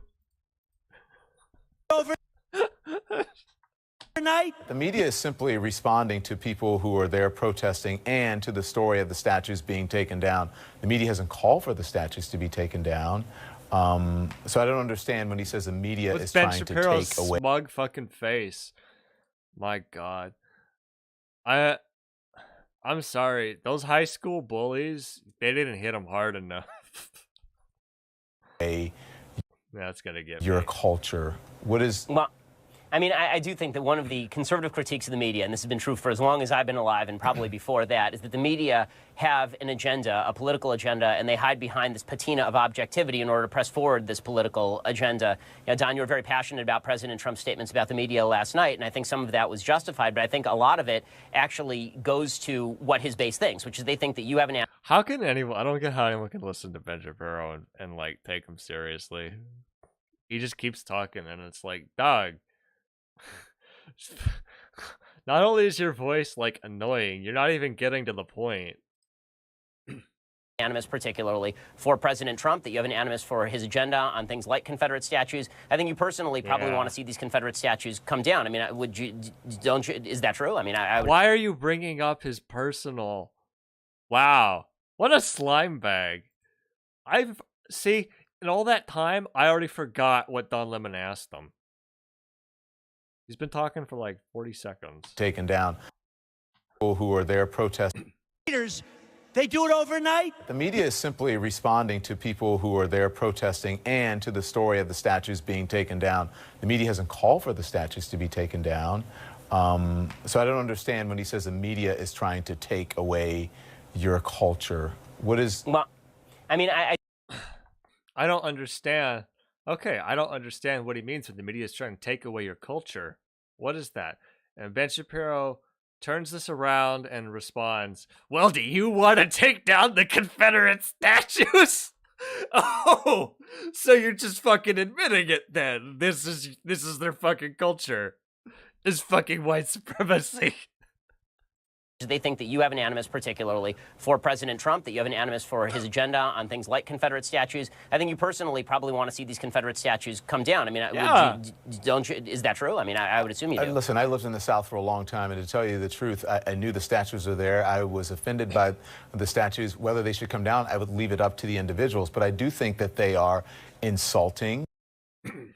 There's an easy answer. Is it private property? No. Take it down. Is it private property? Yes. All right. I don't like it, but all right. Fine. And there we go. There's your answer. Now that's a libertarian answer, baby. Libertarian. Basically libertarian, by the way. To people, just as you would you want to see a statue of Hitler as a Jewish No, I totally person, understand your point of view. The would point you want is to that go you have to, a point which of view, I made earlier, would you want to go to, and listen, we shouldn't pretend that there's this fake Take it down anyway. Hey, like if someone has it like on their private property and then like someone shows up during the night and like smashes it with a sledgehammer, I'm not gonna I'm not gonna lose any sleep over it, you know. But I am not personally gonna show up with the sledgehammer to knock it down. But if someone else does, you know, how is that a fair answer? I think that's fair. objectivity. Everyone has a point of view. It doesn't mean that you're biased. And so, but just to get people to understand, as a Jewish person, you would not want to go to a Hitler high school. Well, that same effect, African Americans, that has the same effect. Robert E. Lee has the same effect on African Americans. And so, and also the Confederate flag. And so I think we have to be understanding of each other. It's not that I don't like the president or have an agenda against the president. I'm simply speaking the truth as I see it. Yes, yes. And what Ben Shapiro won't acknowledge here is that, like, Donald Trump's kind of attached himself so much to this idea of white supremacy, and well, people who fly the Confederate flag have, that it's basically all intertwined for them. They don't even realize it. So an attack, yeah. Okay, so and I hold on, was there something else? Each other. It's not that I don't like the president or have an agenda against the president. I'm simply speaking the truth as I see it. Yes, and so when he attacks, so when people like the CNN and Don Lemon mention, hey, the president's kind of defending these things, that's kind of weird. They take it as an attack on it because in their minds it's all so intertwined. It's like that saying, America is so racist that criticizing racism is seen as an attack on America. And it's like, how you are so far gone. Okay, so and I totally understand that, but what he's saying and what his people are hearing is he's saying essentially that you do have an agenda in terms of what you think, promulgating what you think about Confederate statues. You have a clear point of view on that. That's a perfectly acceptable and I think understandable point of view, but the implication is that you are... Don Lemon did not come away from this conversation thinking... Don Lemon did not come away from this conversation feeling, like, better. You walked away from this thinking like, God, what a waste of time. What a fucking loser. Who the fuck put this nerd on my show? An objective reporter who's actually propagating a point of view, whatever that point of view may be. I mean, you just said openly that you don't think that your point of view is biased, but your point of view clearly is biased. But I mean, what I said about the president last night coming out of his speech had nothing to do with statues. I was talking about his behavior on stage. So that had nothing to do with that. Yeah. Again, totally. But your behavior is biased. Oh, yeah. Gee, really, Ben? Really, Ben? You're going to sit there and tell me that you're going to... Ben? Let me interact with the screen. So, Ben, you're going to sit here and you're going to tell us that Don Lemon, a black man who came from the South, is kind of biased? You're going to tell me he's biased against Confederate statues? Why is he biased, Ben? Huh? What might make him biased, Ben? Why won't you say that last little detail, Ben? I'll say it. it's because Don Lemon's black and this affects him.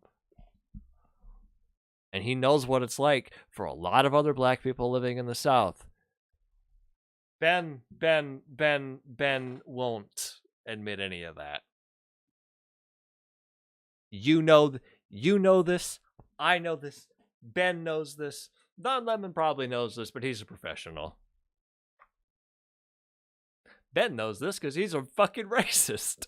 Think that your point of view is biased, but your point of view clearly is biased. But I mean, what I said like about the president last night coming out of his speech had nothing to do with statues. I was talking about his behavior on stage. So that had nothing to do with that. Yeah. Again, totally understood. But the way that it read is that you have a personal animus toward the president, and that's the way he wants to play it. So whether that's true or not, that's the way that a lot of his followers are going to take it. I only have a personal animus towards ignorance when people don't know their history, whether that's the president of the United States, a guest on this show, or someone I speak to on the street. Oh, a guest on this show?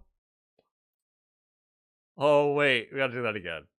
The president last night coming out of his speech had nothing to do with statues. I was talking about his behavior on stage. So that had nothing to do with that. Yeah. Again, totally understood. But the way that it read is that you have a personal animus toward the president, and that's the way he wants to play it. So whether that's true or not, that's the way that a lot of his followers are going to take it. I only have a personal animus towards ignorance when people don't know their history, whether that's the president of the United States, a guest on this show, or someone. Oh, fucking called Ben out right there. Oh, man. That was amazing. I only have a personal animus towards ignorance, whether that's the president or a guest on this show. Huh. I wonder who he might be talking about. One I speak to on the street. I think if you're going to be able to, you need to be able to defend yourself. And in order to defend yourself, in order to have a right, clear perspective, you need to know history and you need to be educated about it. And in many ways, I think people who are fighting for these issues are not. And that means the people who want to take the statues down and some of them who do not want to take the statues down as well. Wow, Ben uploaded that and thought that made him look good? All right. This is not... Ben did great, but this was a fair interview. No destroying was done here. DW should update the title. Yeah, fucking lying clickbait.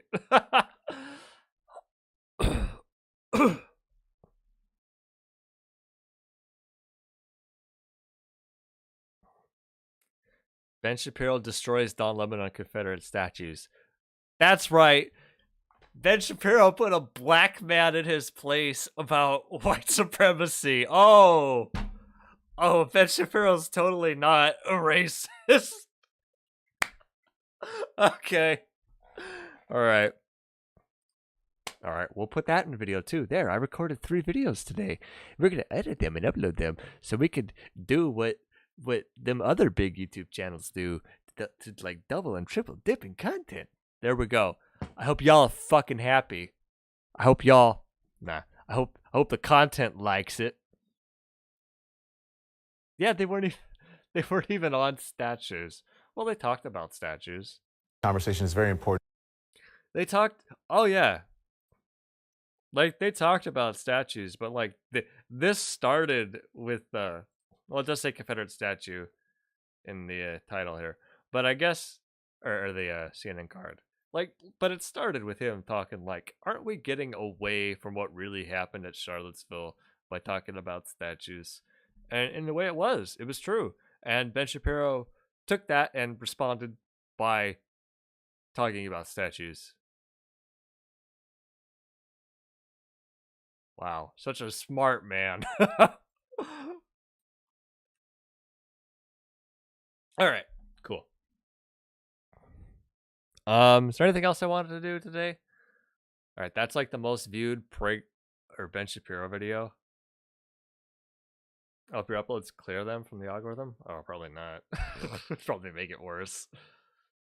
My plan was to just, well, people like it when you dunk on them, so I should also record. The #1 most watched video from the Daily Wire is this one. Ben Shapiro destroys Don Lemon on Confederate statues. Yeah. You'll only get more. Yeah. But the idea is, I'm I'm getting into them too. See? So okay, let me try to put it another way. So people who might watch, the idea is people who might watch PragerU, or like okay, people like yourself who might get PragerU, Ben Shapiro in your algorithm. You don't like them, but then mine pops up. Oh, what's this? And then you check it out. Also, people really like it when you dunk on these because they're like the most, because it's like people see it and they're like, oh, let me check that out, and then it's like, oh, hey, this guy's known for dunking on these people.